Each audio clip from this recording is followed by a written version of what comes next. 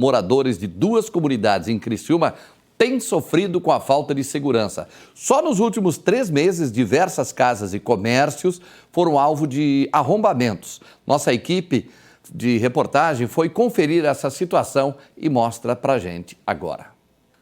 Os casos têm sido tão frequentes que viraram tema de audiência pública em Criciúma. A Câmara Municipal de Criciúma realiza nessa noite a audiência pública virtual com a finalidade de debater e levantar dados sobre a segurança pública no município, sugerindo alguns encaminhamentos. Toda semana, algum alerta ou vídeo de uma ação criminosa circula na internet. E a preocupação dos moradores é que os furtos têm sido registrados em diversos bairros da cidade. Então, o Pinheirinho reclama disso, São Cristóvão, São Luís, Operária, o nosso próprio bairro aqui, né, comunidades vizinhas que a gente tem mais contato, como Ana Maria, Cristo Redentor, Jardim Maristela.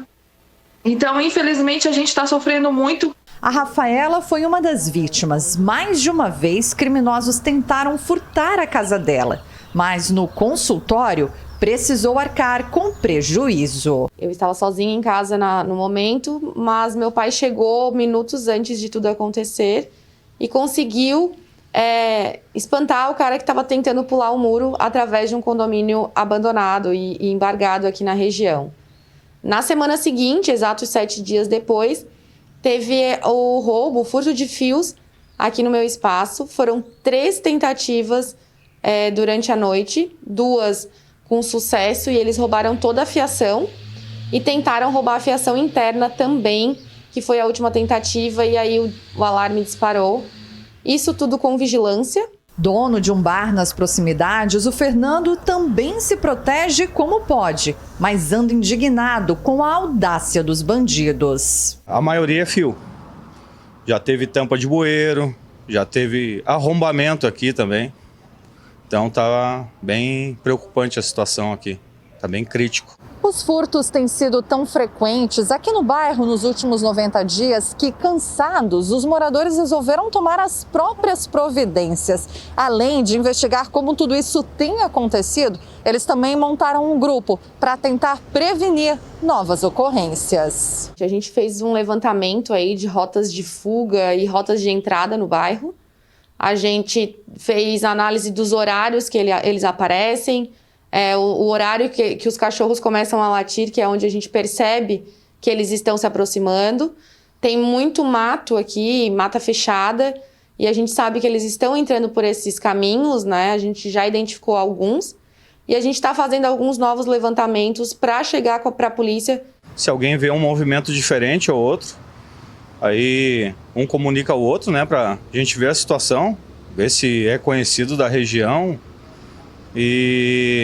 Mas da forma de se proteger, a gente só pede a Deus mesmo, porque o policiamento tá bem difícil aqui na região. A polícia diz que não tinha informação de tantos casos na localidade e faz um alerta aos moradores para que registrem as ações dos bandidos por meio de boletins de ocorrência. Foi informado que para nós não era uma preocupação, a gente não tinha um sinal de alerta em razão do baixo número de registros, né? Um número bastante pequeno. Se for analisar o primeiro semestre, digamos assim, de 2021, era um número que não nos chamava atenção. Fazíamos operações, presenças de maneira normal, porque a nossa preocupação estava em duas grandes regiões do município que representavam mais de 50% dos crimes de furto. A Defesa Civil também foi alertada e aproveita a facilidade que tem para entrar nos bairros para auxiliar a polícia a identificar os culpados e recuperar objetos. Inclusive, tem investido na demolição de casas abandonadas, que muitas vezes são utilizadas por pessoas mal intencionadas. Até agora, 150 imóveis foram mapeados e quase 40 devem ser demolidos. Que eles estão em risco total mesmo, né? Que é o quê?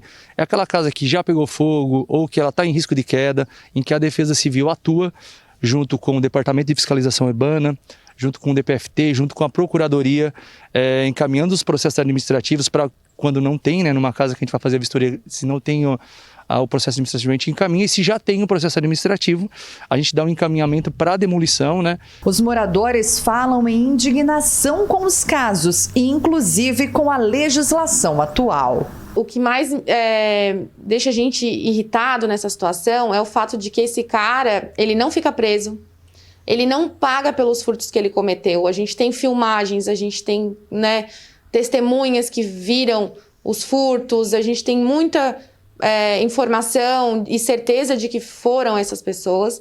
Infelizmente, não acontece nada. Por exemplo, tivemos o mesmo autor, uma mesma pessoa que cometeu 3 furtos, foi preso 3 vezes pela Polícia Militar na mesma semana. Isso não é responsabilidade de Polícia Militar, Polícia Civil, Ministério Público, Poder Judiciário, é simplesmente cumprido a lei, né? E outra situação, na mesma semana também, na semana retrasada, mais uma prisão, recuperamos 3 televisores, e junto com esse autor, ele carregava consigo 77 passagens pela polícia.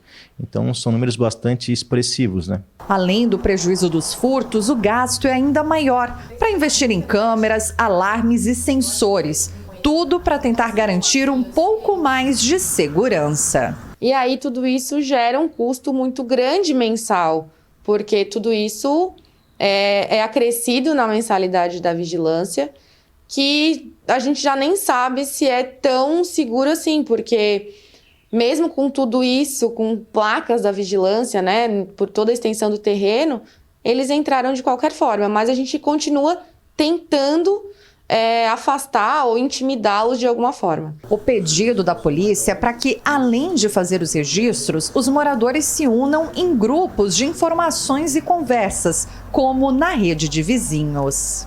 População são os nossos olhos nas ruas. Então a gente precisa realmente da população enganjada, precisa dos órgãos enganjados, precisa da sociedade civil organizada junta com a Polícia Militar para que a gente consiga, na melhor maneira possível, combater esse tipo de crime.